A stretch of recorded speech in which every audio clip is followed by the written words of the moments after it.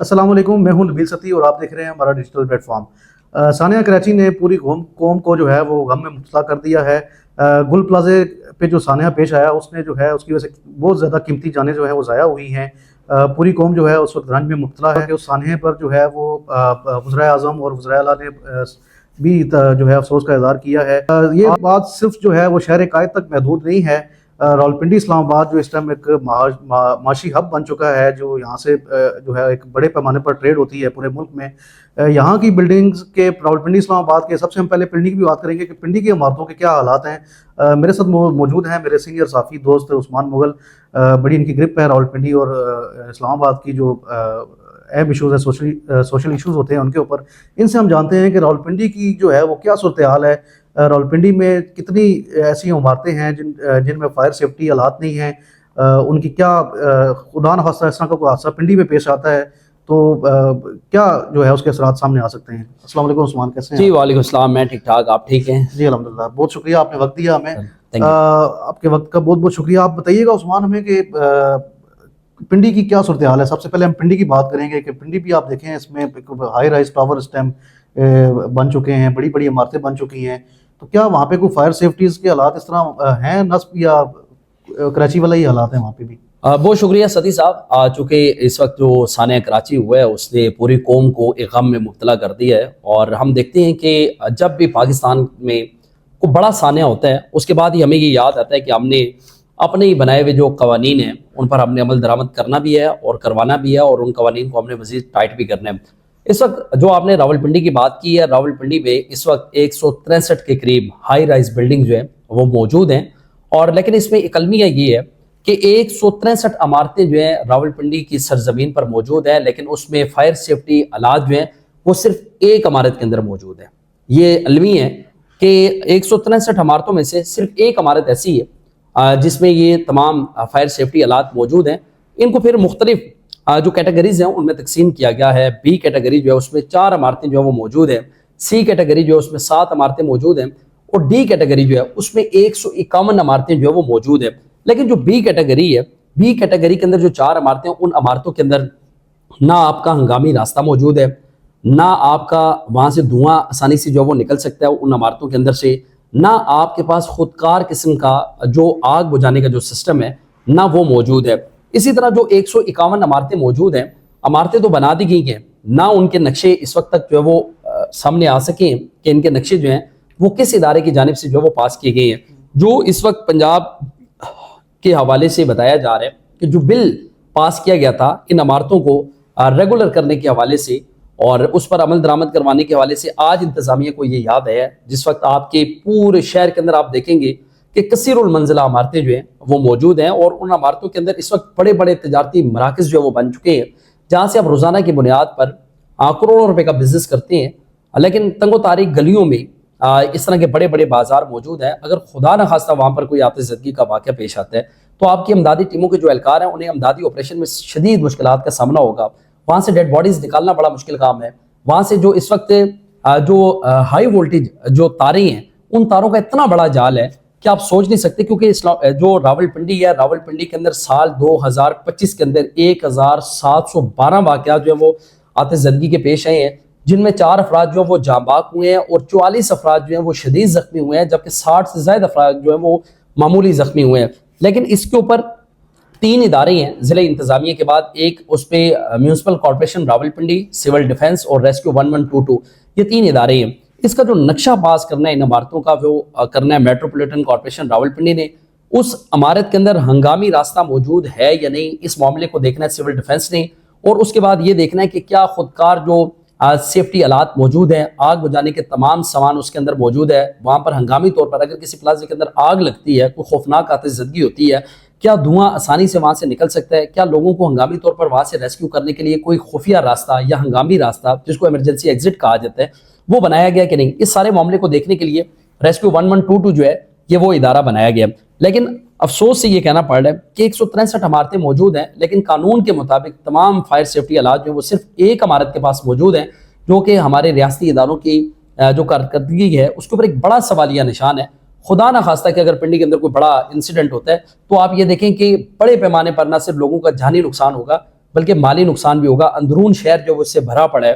تو یہاں سے آپ اندازہ لگا لیں کہ اس سے پہلے گکھڑ پلازا جو تھا اس میں انتہائی افسوسناک واقعہ ہوا تھا, جس میں آپ کے ریسکیو راولپنڈی, پاک بحریہ, اس کے ساتھ سول ایویشن کے جو 1 درجن کے قریب جو فائر فائٹرز تھے وہ اس میں جو ہے جاں باک ہوئے. ثانیہ کراچی جو ہے اس میں جہاں پر ہم دلی افسوس کر رہے ہیں کہ اس وقت جو ہے وہ 60 سے زائد افراد جو ہیں ان کی لاشیں جو ہیں وہ انتہائی بری حالت کے اندر وہاں سے نکالی جا چکی ہیں. لیکن اس میں جو ایک فائر فائٹر تھا وہ بھی ثانیہ کراچی کے اندر جو وہ شہید ہوا ہے. تو میں یہ سمجھتا ہوں کہ اس طرح کے جو انسیڈنٹس ہیں اس کے بعد آپ اس کے اوپر افسوس کریں. قبل اس وقت اگر انتظامات کیے جائیں, کوئی اقدامات کیے جائیں, دعووں اور وعدوں سے باہر نکلا جائے, تو میں سمجھتا ہوں نہ صرف آپ لوگوں کی قیمتی جانیں بچا سکتے ہیں بلکہ جو لوگوں کا مالی نقصان ہے وہ بھی آپ اس پر نہ صرف قابو پا سکتے ہیں بلکہ بڑے پیمانے پر اندرون شہر کے جو حالات ہیں, تجاوزات آپ کی ایک طرف ہے, پلازے آپ کی بھرمار ہے. مطلب آپ نے جو بلڈنگ ڈپارٹمنٹ کے لوگ ہیں آپ نے ان کی ملی بھگت سے وہاں پر پلازے بنا لیے, نہ اس کے اندر کوئی اس طرح کے حالات موجود ہیں کہ اگر خدا نخواستہ کوئی آتش زدگی کا واقعہ پیش آتا ہے تو آپ اس آگ پر قابو پا سکتے ہیں. اگر اس پلازے کے اندر جو ہے وہ کوئی فوراً سے آگ لگتی ہے تو بڑے پیمانے پر اگر لوگ اس کے اندر موجود ہیں ان کو وہاں سے نکالنے کا کوئی راستہ موجود نہیں ہے. تو میں یہ سمجھتا ہوں جہاں پر آپ قانون کے اوپر عمل درآمد یا قانون کی عملداری کے لیے اگر آپ آپریشن کرنا چاہ رہے ہیں تو سب سے پہلے آپ ان لوگوں کو بے نقاب کریں.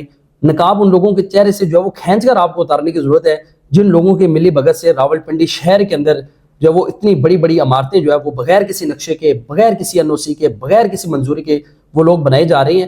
تو یہ ایک لمحہ فکری ہے. اگر ان چیزوں کے اوپر کنٹرول نہ کیا گیا تو آپ دیکھیں گے کہ وہ وقت دور نہیں ہے جب یہ لوگ جو یہاں پہ بیٹھے ہوئے ہیں جو اس ریاست کے ذمہ دار ہونے کا دعویٰ کر رہے ہیں, یہاں کے لوگ انہی اپنے لوگوں کی, انہی اپنے بھائیوں کی لاشیں جو وہ آپ کو اپنے کندھوں پہ اٹھاتے ہوئے نظر آئیں گے. اچھا عثمان صاحب, یہ تو آپ نے ایک بڑی جو ہے نا ایک اہم پوائنٹ آپ نے اٹھایا ہے کہ 163 جو ہائی ریز بلڈنگ ہیں ان کے اندر سے ان میں سے صرف ایک بلڈنگ ہے جو وہ سارے ایس او پیز کو جو ہے وہ پورا کر رہی ہے, جس میں فائر اکوپمنٹ کے آلات موجود ہیں, باقی کسی بلڈنگ میں موجود ہی نہیں ہے. تو یہ تو ایک بڑے سانحہ کو جنم دے سکتا ہے. دوسری آپ نے بات کی جو غیر قانونی عمارتیں جو راولپنڈی میں بنوائی گئی ہیں اس طرح ملی بھگت سے, ایک وہ ان عمارتوں میں آپ یہ دیکھیں کہ جو انسپیکٹر صاحبان ہیں وہ میونسپل کارپوریشن کی اگر ہم بات کریں تو کچھ کلرک جو ہے میری انفارمیشن کے مطابق ان کو انسپیکٹر لگا دیا گیا ہے, کچھ جو ہے نیب قاصد تک کو جو ہے وہ بلڈنگ انسپیکٹر کا عہدہ دیا گیا ہے جس نے سروے کرنا ہے, اور جس کو ایک نیب قاصد کو کیا پتا کہ یار بلڈنگ کی جو سیفٹی ہے اس کے حوالے سے میں نے کیا وہاں پہ اس کو رپورٹ دینی ہے اور میں نے اس کا نقشہ کیسے پاس کرنا ہے. تو ایک یہ بھی ایک المیہ نہیں ہے کہ ہمارے اس اداروں کے جب یہ حالات ہوں گے, وہاں پہ اس طرح کے لوگ بیٹھے ہوں گے, تو پھر یہ اس طرح کے سانحات اور اس طرح غیر قانونی پلازوں کی تعمیر شہر بھر میں بھرمار اس طرح تو یہ تو ہوگی. پھر دیکھیں بالکل آپ نے ٹھیک بات کی ہے. اس وقت جو راولپنڈی کے جو حالات ہیں, پورے ملک کے جو حالات ہیں, دیکھیں ہم نے اس وقت ان عمارتوں کی بات کی ہے جن میں فائر سیفٹی کے حالات موجود نہیں ہیں, لیکن ایک اور اس تصویر کا ایک اور رخ یہ بھی ہے کہ راولپنڈی کے اندر اس وقت آپ کی تقریباً 100 کے قریب مخدوش عمارتیں جو ہیں وہ موجود ہیں. مخدوش عمارتیں ان کو میں اس لیے کہہ رہا ہوں کیونکہ یہ وہ عمارتیں ہیں جن میں آگ لگنے کے تو خطرات نہیں ہیں, لیکن یہ موسم کی سختیاں برداشت نہیں کر سکتی. اس میں سردار رائے بہادر سجان سنگھ کی حویلی جو ہے جو 1800 میں تعمیر کی گئی تھی, وہ ایک بڑی حویلی راجہ بازار جو کہ بابڑا بازار میں واقع ہے, وہ بھی ایک بڑا ایک سبب بن سکتی ہے. دیکھیں کتنے وقت گزر گیا کتنا کہ یہ اب موسم کی مزید سختیاں یہ عمارتیں برداشت نہیں کر سکتی, اور ان کو مخدوش قرار دے کر فوری طور پر خالی کرنے کا جو حکم دیا گیا وہ گزشتہ 4 سالوں سے دیا جا رہا ہے. اور ہر نوٹس میں یہ لکھا جاتا ہے کہ جناب ابھی بارش ہوگی تو یہ عمارت جو وہ گرے گی, اور جو اس کے مکین ہیں, جو اس کے ملحقہ علاقوں میں رہنے والے جو لوگ ہیں ان کے لیے جو ہے وہ بڑے نقصان کا یہ سبب بن سکتی ہیں. لیکن آج تک یہ مخدوش عمارتیں خالی نہیں کروائی بجائے اس کے کہ انتظامیہ اس پہ کوئی کارروائی کرے, ان عمارتوں کو خالی کروائے, ایک بڑے سانحے کا انتظار کیا جا رہا ہے کہ جیسے کراچی جیسا کوئی سانحہ ہو جائے اور پھر اس کے بعد کوئی ایکشن لیا جائے. دیکھیں ستی صاحب, المیہ پتہ کیا ہے, المیہ یہ ہے کہ اگر آپ عمارت کے اندر رہیں گے تو آپ آتش زدگی سے جو ہے وہ جھلس کر مر جائیں گے. اگر ان عمارتوں کے اندر آگ لگنے کے اگر خطرات نہیں ہیں تو پھر وہ عمارت گرنے کے خطرات ہیں. یہ دو علیحدہ پہلو ہیں. ایک تو یہ ہے کہ خلاف قانون آپ نے عمارتیں یہاں پر بنا دی ہیں جن کا کوئی این او سی نہیں ہے, کوئی پتہ نہیں ہے یہ عمارتیں کس کے کہنے پر, کس کو خوش کرنے کے لیے اور کس مقصد کے لیے یہ بنائی گئی تھی, کس کو خوش کرنے کے لیے نقشے پاس نہیں ہے. لیکن اس میں جو مخدوش عمارتیں ہیں وہ بھی راولپنڈی کے لیے ایک بڑا خطرہ ہے. اور اس حوالے سے انتظامیہ نے اس دفعہ بھی یہ وعدہ کیا ہے کہ ہم نے تمام جو مکین ہیں ان کو ہم نے نوٹسز جو ہے وہ جاری کر دی ہیں کہ اب ہونے والی جو بارشیں ہیں تو شاید ہمیں یہ لگتا ہے کہ یہ مخدوش عمارتوں کی اس دفعہ آخری یہ بارشیں ہوں گی، لیکن اس میں اس سے بڑا المیہ یہ ہے کہ عمارتوں کو مخدوش قرار دے دیا گیا ہے، لیکن انہی عمارتوں کے نیچے جو دکانیں ہیں، چاہے وہ اویکیو ٹرسٹ پراپرٹی بورڈ کی ہیں، چاہے وہ میٹروپولیٹن کارپوریشن راولپنڈی کی ہیں، وہ عمارتیں جو ہیں، وہ جو دکانیں ہیں وہ رینٹ آؤٹ کی گئی ہیں، وہ رینٹ پہ دے دی گئی ہیں. اب اس عمارت کو مخدوش قرار دے دیا گیا، لیکن اس کے نیچے تجارتی سرگرمیاں ہو رہی ہیں، لیکن خدا نخواستہ اگر وہ عمارت گر جاتی ہے تو پھر بھی قیمتی جانیں جو ہیں وہ بڑے پیمانے پر ضائع ہو سکتی ہیں. تو مجھے یہ لگتا ہے کہ آپ جو یہ دعوے اور وعدے کرتے ہیں، لیکن آپ انسانی جانوں کو بچانے کے حوالے سے بھی اقدامات کرو. یہ اقدامات صرف آپ کے فوٹو سیشن تک نہیں ہوں، بلکہ یہ اقدامات آپ کو ہوتے ہوئے نظر بھی ہیں. عام عوام جو ہے، جو عام جو لوگ ہیں، ان کو یہ اقدامات نظر آئیں کہ آپ لوگوں کی زندگیاں بچانے کے لیے آپ شہر کے اندر اقدامات کر رہے ہیں. ٹھیک ہے. اچھا عثمان صاحب، اسلام آباد کی صورتحال کیا ہے؟ اسلام آباد کا بھی تھوڑا ہمارے پبلک کو بتائیے گا کہ اسلام آباد میں ایسی کون سی عمارتیں ہیں جو اس قسم کے خطرات سے دوچار ہیں، جن میں فائر سیفٹی کے حالات نہیں ہیں یا وہ اس طرح کے سانحوں کو برداشت نہیں کر سکتی. اسلام آباد کی کیا صورتحال ہے، اور وہاں پہ جو فائر اینڈ ریسکیو ڈپارٹمنٹ ہے اس کی کیا صورتحال ہے؟ دیکھیں، جب ہم کسی خطرے کی راولپنڈی میں بات کرتے ہیں تو اسلام آباد والے بڑے خوش ہوتے ہیں کہ شاید اس طرح کے خطرات جو ہے وہ اسلام آباد میں نہیں ہیں. جناب، اس موضوع کے اوپر اگر میں بات کروں گا تو انا للہ و انا الیہ راجعون یہ پڑھنے کے بعد ہی کروں گا. دیکھیں، اسلام آباد کے اندر اس وقت جو 11 نومبر کو ایک سانحہ جو ہوا تھا، جس میں ایک تقریباً 2 لوگ جو ہے وہ جاں بحق ہوئے تھے. اس کے بعد ہم نے دیکھا G72 کا جو واقعہ ہوا تھا، G72 کا جو ہوا تھا، جو گیس لیکیج سے بلاسٹ ہوا ہے، اس میں 2 سگے بھائی 9 بیاتہ جوڑا جو ہے وہ بھی شامل تھا، اور مجموعی طور پر 8 افراد جو وہ جاں بحق ہوئے ہیں. اچھا، ان میں 2 حقیقی بھائی جو ہیں وہ جن کا میں ذکر کر رہا ہوں کہ وہ جاں بحق ہوئے ہیں، ان کا اس سارے معاملے سے کوئی لینا دینا نہیں تھا. گیس لیکیج سے یہ بلاسٹ ہوا، 4 گھر جو وہ دیکھتے ہی دیکھتے ملبے کے ڈھیر میں تبدیل ہوئے، زمین بوس ہوئے. جو ملحقہ گھر تھا یہ ان 2 حقیقی بھائیوں کا تھا، اور وہ حقیقی بھائی وہ گھر گرنے سے جو وہ جاں بحق ہوئے ہیں. اچھا، اس کے بعد انتظامیہ نے ایک فیصلہ کیا. انتظامیہ نے کہا جناب کہ 8 لوگ جو وہ جاں بحق ہو گئے ہیں، اور تقریباً کوئی 12 لوگ جو وہ زخمی ہوئے، جن میں کم سن بچے جو ہیں وہ بھی شامل ہیں. اور یہ شادی والا گھر تھا، اور جس دن یہ 9 بیاتہ جوڑا جس دن ان کی ڈیتھ ہوئی ہے، اسی دن ان کا ولیمہ بھی تھا. مطلب یہ رات کو 1:30 پر یہ بارات جو ہے یہاں پر پہنچی تھی، اور صبح 7:19 کے اوپر جو ہے وہ گیس لیکیج سے یہ دھماکہ ہوا. اور اس دھماکے کی جو اطلاع تھی وہ 7:24 پر جو امدادی ٹیموں کے جو اہلکار ہیں ان کو دی گئی تھی. 7:39 پر یہ ٹیمیں جو ہے وہ موقع پر پہنچی تھی. اس کے بعد انتظامیہ نے ایک فیصلہ کیا ہے. جناب، انتظامیہ نے یہ فیصلہ کیا ہے کہ ہم پورے اسلام آباد کے اندر جو کمرشل پراپرٹیز ہیں، جو کمرشل عمارتیں ہیں، ہم نے ان کا سروے کرنا ہے. اور ان کے سروے کی جو ذمہ داری دی گئی ہے وہ دی گئی ہے کیپٹل ایمرجنسی سروسز کو. جناب، ایمرجنسی سروسز کی کیا میں آپ کہوں، اس کی شان میں میرا دل کر رہا ہے کہ میں کوئی قصیدہ ہی پڑھوں.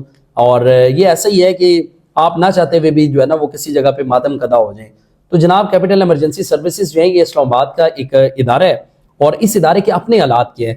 اس ادارے کے اپنے حالات یہ ہیں کہ صدی صاحب کے 2007 سے آج تک اس میں بھرتیاں نہیں ہوئی، اور 2007 کے بعد سے آج تک انہوں نے کوئی تھرڈ پارٹی جو ہے وہ آڈٹ نہیں کروایا. اور ان کے پاس جو اس وقت سٹاف موجود ہے پورے اسلام آباد کے لیے وہ 375 اہلکاروں پر مشتمل ہے، جن میں سے 250 اہلکار جو ہیں وہ انہوں نے عام پبلک کے لیے، مطلب کسی جگہ پہ بھی کوئی آتش زدگی کا کوئی واقعہ ہوتا ہے، کوئی روڈ ایکسیڈنٹ ہوتا ہے، کسی جگہ پہ کوئی لاش کوئی ملتی ہے، یا کسی جگہ بھی امدادی سرگرمیاں جو ہے وہ شروع کرنی ہے، تو ان کے پاس صرف 250 اہلکار ہے. 125 اہلکار انہوں نے تعینات کیے ہیں. اگر ریڈ زون کے اندر کوئی اس طرح کا کوئی واقعہ ہوتا ہے تو اس پر قابو پانے کے لیے، اس سے نمٹنے کے لیے انہوں نے 125 اہلکار جو وہ رکھے ہوئے ہیں.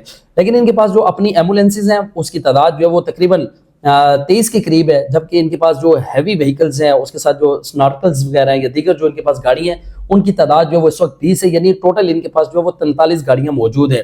لیکن عالمی معیار کے مطابق ان کے پاس کوئی کنٹرول روم جو ہے وہ موجود نہیں ہے. جو انہوں نے کنٹرول روم بنایا ہوا ہے اس کے آپ اگر حالات جا کے دیکھیں تو شاید آپ اس سارے سسٹم کے اوپر جو ہے نا وہ آپ کا دل کرے کہ میں نے کوئی سینہ کو بھی کرنی ہے. کیونکہ ان کے پاس آج بھی، کیونکہ ہم کسی دور یا کسی پوش سیکٹر کی بات نہیں کر رہے، ہم وفاقی دارالحکومت اسلام آباد کی بات کر رہے ہیں، جہاں سے آپ پورے ملک کو چلا رہے ہیں. اسلام آباد سے ہی پورا ملک آپ چلاتے جا رہے ہیں. یہاں پر تمام منسٹرز موجود ہیں، پرائم منسٹر آفس موجود ہے، تمام اعلیٰ عدلیہ جو ہے ان کی یہاں پر دفاتر موجود ہے، عدالتیں یہاں پر موجود ہیں.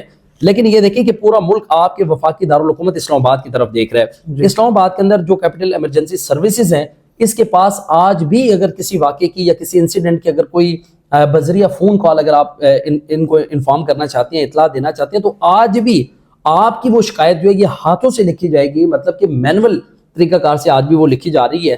اور یہ دیکھیں کہ ان کا جو رسپانس ٹائم ہے سال 2025 میں ان کا جو رسپانس ٹائم تھا وہ 17 منٹ سے لے کر 50 منٹ تک ہے. پوری دنیا میں آپ دیکھیں کہ آپ کا رسپانس ٹائم جو ہے وہ 30 سیکنڈ سے 1 منٹ یا 1.5 منٹ کا دورانیہ ہے, لیکن اسلام آباد میں 17 منٹ سے 50 منٹ کا دورانیہ سال 2025 کا ہے. اور اس کے بعد یہ ہے کہ جو ورلڈ ہیلتھ آرگنائزیشن ہے اس کے مطابق یہ بتایا گیا ہے کہ جو آپ کی کیپٹل ایمرجنسی سروسز ہیں اس کا جو عملہ ہے اس کو بین الاقوامی معیار کے مطابق جو اس کی ٹریننگ کرنی چاہیے.